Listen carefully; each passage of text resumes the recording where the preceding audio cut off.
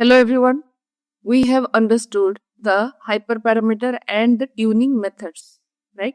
Today we are going to explore on how and what are the steps involved during the hyperparameter tuning and its whole concepts we are going to explore. So let's start with this.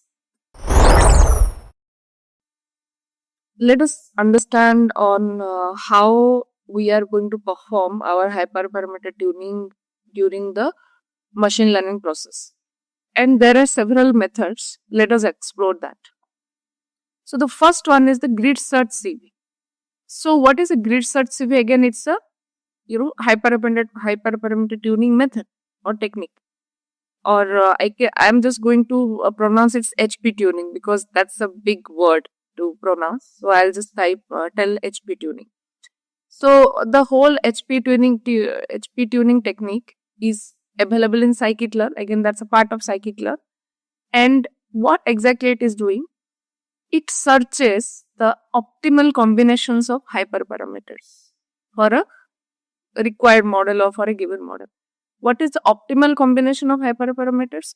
Again, it is using the cross-validation method. What we understood cross-validation?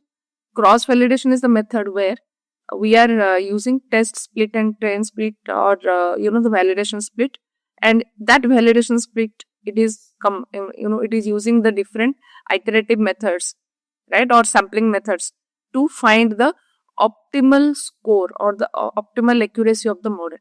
Similarly, here it will the technique is going to be the one where they are going to collect or they are going to initialize the parameters in a initializer, right? Where maybe if you are taking classification, or consider if you're taking regression, and when you're considering elastic regression, we are using alpha and L1 ratio. So it will take that. Then it will implement the cross validation on those particular hyperparameter initializer, and it will find out the best hyperparameter out of it. That is all. That is the main technique. And like I mentioned, it is already going to perform the exhaustive search on a specified range of hyper or HPs throughout the process, throughout the ML model. And it chooses the perfect combination which is getting needed for your machine learning model, and that is the main fundamental behind it. And again, it's present in model selection package, model_selection package. This GridSearchCV is inside that, and we will understand how, what are the methods, or what are the properties which are getting affected or impacted with GridSearchCV. So one is the estimator. These all are getting used in our code. That's so that is why it is important to know these terms before moving ahead for the coding part. So what is the estimator here, guys? So estimator again is you are going to implement or you are going to pass a machine learning model. That is the first thing, right? You want to know which model you are going to perform this GridSearchCV. So before moving ahead, just I want to show you in pictorial format how we are performing this GridSearchCV, or how we are performing the HP tuning process. That's a bit tongue twisting to pronounce. I have my regression model. And I have used elastic regression. Okay, this is my regression. So in my elastic regression, I have two hyperparameters which you are considering. One is a alpha,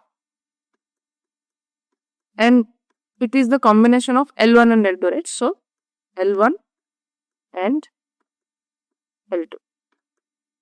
So this is the completion of process alpha. However, my L1_ ratio is another hyperparameter when we are considering.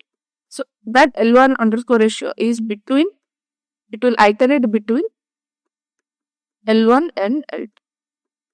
Between L1 and L2. And I have already explained you, if it is if this ratio value will 0, then it is L1. If 1, it is L2. That means lasso and ridge. L1 is your lasso, L2 is your ridge. So we talked about all these things, correct? Now, what my GridSearchCV or any kind of HP tuning method are doing. So first it will take, suppose this is my initializer. So in my initializer I have four hyperparameters present. Okay. Now what it is going to do? It is going to use cross validation method. So what my cross validation method is doing? It will take different combinations, right? Suppose first it will take 1 and 2, right? First it will take 1 and 2. It is going to give, or it is going to fetch the accuracy there, right?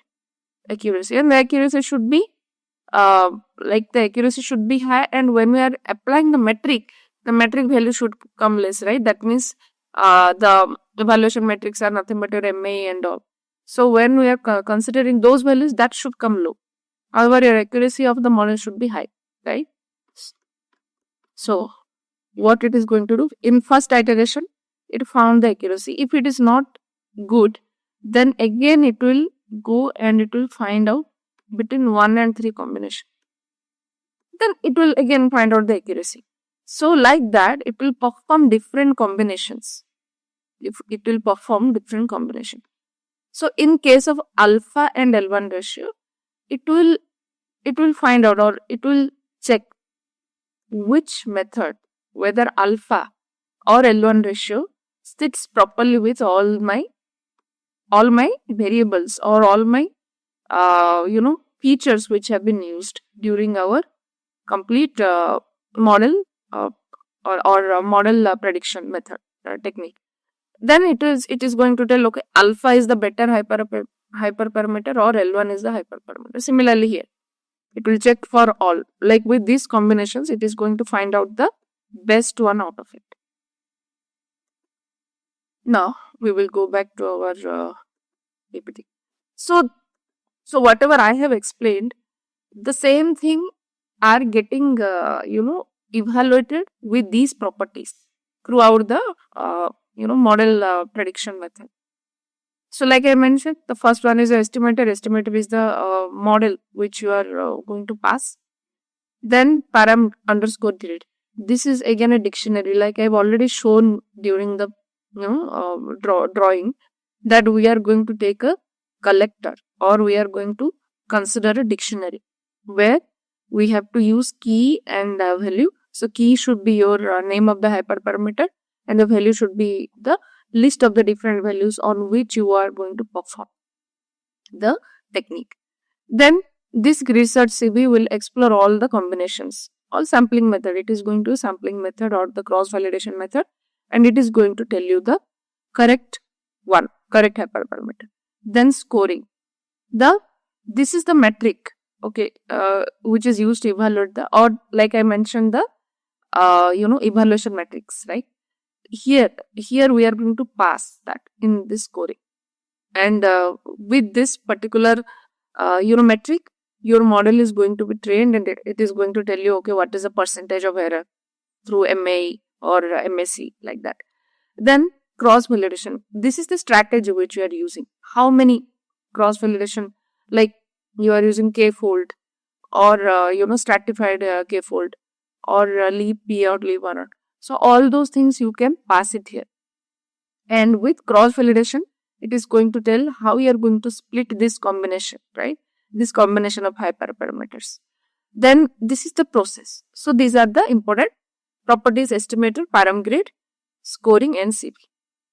Now we will see how it works in theoretically, and the same thing it is getting applied in your real world scenario as well. So first we are going to define the grid, right? You need to provide the estimator and the param underscore grid, right? that is the initial step. Then after that, what is the thing which is happening by the model? It will iterate and train. So GridSearchCV method is going to iterate through all combinations, and it is going to find the best HP from the param grid. Then cross validation, like I mentioned, like whatever the combination it is going to choose at each time, the CV method is going to be applied, right? Then after that, score evaluation, it like we will find out one evaluation metric and we will implement that and we will see how it is coming up. Then we will get our best parameter right out of it. And again, if we are not finding the better one, like internally those things are happening, we cannot see that. Like internally, if it is not finding a better HP, then it is going to retrain. And most of the times, it like we are getting the output in one go, but if it is not able to find out, then it is going to retrain the model on the next steps. So that is all with GridSearchCV. Now we will understand RandomizedSearchCV. So these are the techniques of HP tunings, right? Again, this is another technique. RandomizedSearchCV is again another method of hyperparameter. However, this is going to be the bit advanced version of your GridSearchCV, and it works by random sampling. There, what we did, we are using the cross validation method. Here also we are going to use the cross validation method, but however, there it is going to iterate through each and every hyperparameter. Here it is going to consider the random sample of the parameters which we are using. It will take some random sample, it will choose randomly, and it is going to iterate through the process. And again, this is one of the best HP tuning method for a given model if you will compare your GridSearchCV. Then again, here we have similar kind of process. Here we are using estimator, right, where we are passing the model, like what is the machine learning model you want to implement on your ML process. Then param distributions. So here again we have param grid. Here we have param distributions. Here you have to pass the number of parameters, right, or the number of HPs. Then n_iter. n_iter is a method where it is going to choose the different HP combinations to try. And what it is doing, it is controlling the computational budget. That means the higher number means the more combinations are going to be sampled, right? And it is it is a better chance of getting the best parameter if you are increasing the iterations, right? That is one of the advantage of RandomizedSearchCV.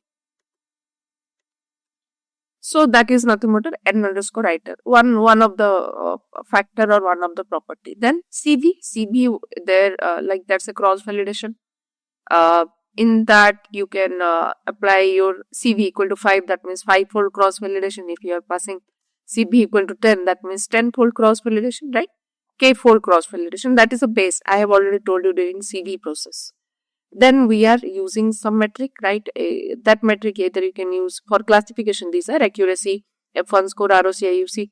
If it is a regression, you can use MAE, MSC, RMSC, right? All those things, R2 score, everything you will get. Then after that, n_jobs is another factor where it specifies how many CPU scores it is getting used, or parallel processing when we are talking about, right, where your continuous worker process is going to work on your different CPU memories, or better utilization of CPU memories. That's nothing but parallel processings. So again, that is how your computer performs, right? Most of the times we are setting that to -1, where it uses all the optimal computation speed when it is performing, because these processes are taking a lot of memory of yours. Again, if you do not have any laptop, that is fine. You can go through these videos, understand the concept, go through the interview process and crack it. That's not a problem. If you are planning to purchase a laptop, get a laptop whether of RAM either 8 GB or 16 GB, like that. Not below that. 8 GB should be your standard. Then random underscore state, that's nothing but a random, random state, right? Or the seed. Like you are going to take one particular, because for random sampling that is needed. And we understood this concept from starting, right?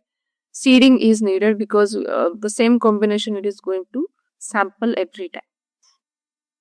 Then how it works, like we understood those properties or the features. Now we are going to see how it is getting implemented, right? The RandomizedSearchCV. So here first we are going to define the model and we are going to pass the required hyperparameters. Same thing.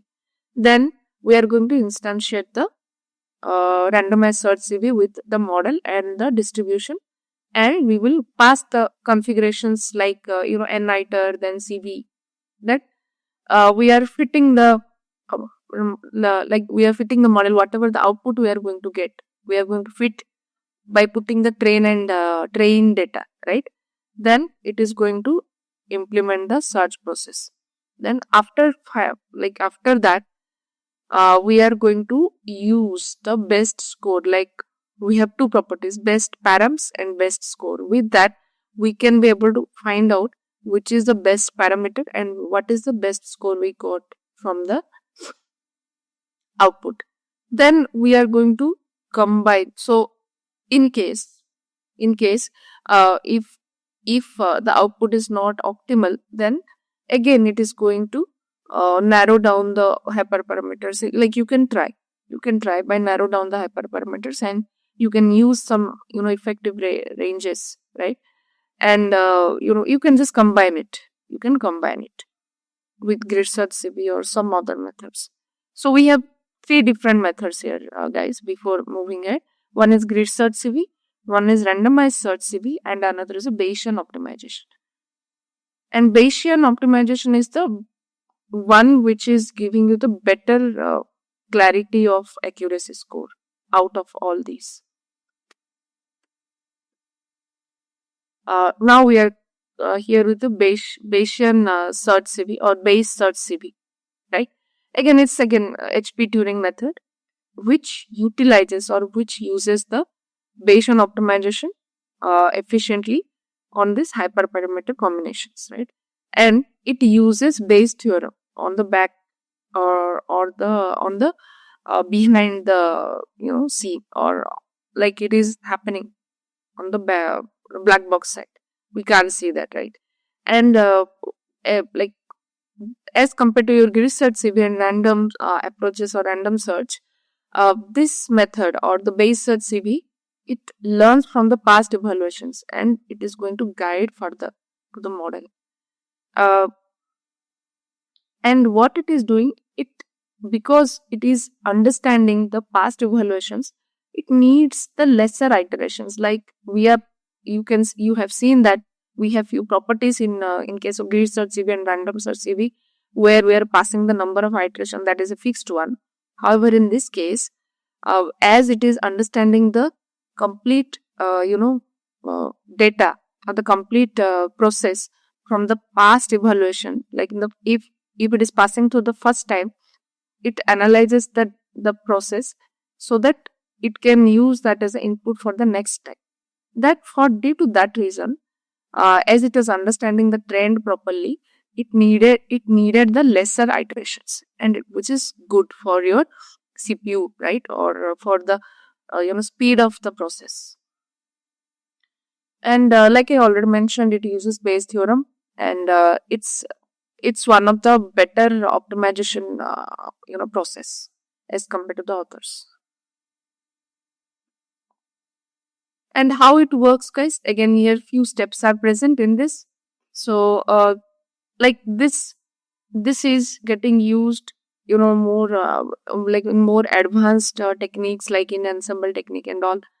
So it is getting used, for example, in XGBoost model.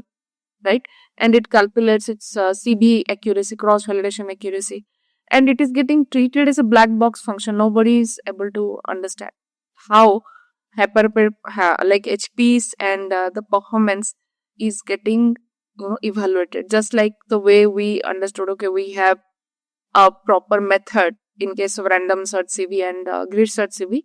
In this case, we cannot see anything. It's completely black box. There are few steps, however, we can understand that. So first you have to define a surrogate model. Okay, and that's again,